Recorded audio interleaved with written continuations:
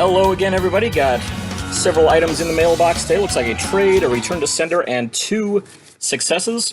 Thought earlier that this was going to be the end of the streak. These 2 didn't show up on my informed delivery.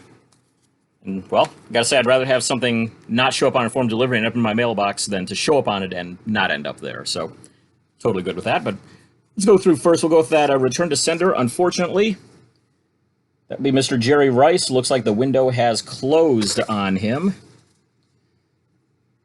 Just barely missed out on that. I think I sent it out right when I started seeing some successes. Only saw a few that came through after that. Unfortunately, I'm sure that there's plenty of people out there that sent multiple times. So, yeah. Clearly, I'm not a big fan of that. You got to remember, I mean, the health of the hobby is more important than the size of your collection. I've said that before. I'll always say it. Unfortunately, the ones who need to hear that most don't care. So, oh well. Hopefully, he'll start back up again. I can try him again at some point.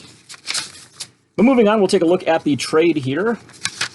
And yeah, this is a couple of pieces of help for 2 of the sets I'm doing. One of them is the Donruss Diamond Kings cards from 82 to 91. Those are the years that it was part of the regular set. It wasn't an insert, but rather just a kind of base subset. And also one for the 72 set as well. Show those off. First off, for the Diamond King stuff, this is an 86 Gary Ward. I tried him by mail a couple of years ago, tried to send to the Arizona Fall League, and got nothing back. It's kind of hit or miss through there, kind of hit or miss everywhere, really, but yeah, I had no luck there.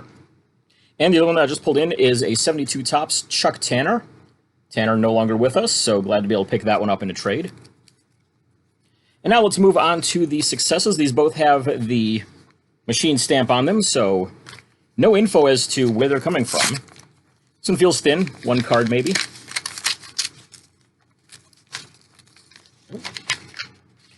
And this is one that I needed for my 72 set as well, so a couple additions for that. And this is Bob Gritch. Cost $5 to get him. Glad to land that one. I've tried him a couple of years ago by mail before. I knew that he charged and never saw my cards again, but picked one up in a trade that I needed for my Topps fan favorite sets. Got this one now for the 72 set.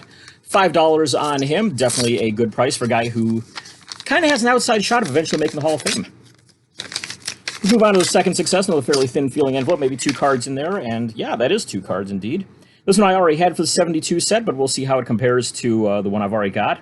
Had to throw in the Indians card of him as well, and that is Richie Scheinblum, former Royals, Indians, and anybody else? Royals and Indians at the very least may have played for a couple teams at some point after those 2, but got back 2 out of him, took about maybe a week or 2 turnaround on that. Gritch was also about a week or 2 as well. I think I sent them both the same day.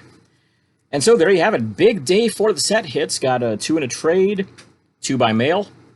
Always good to land those. So once again, make sure to check out sportscardforum.com. All the info you could possibly need on addresses, how to send out everything.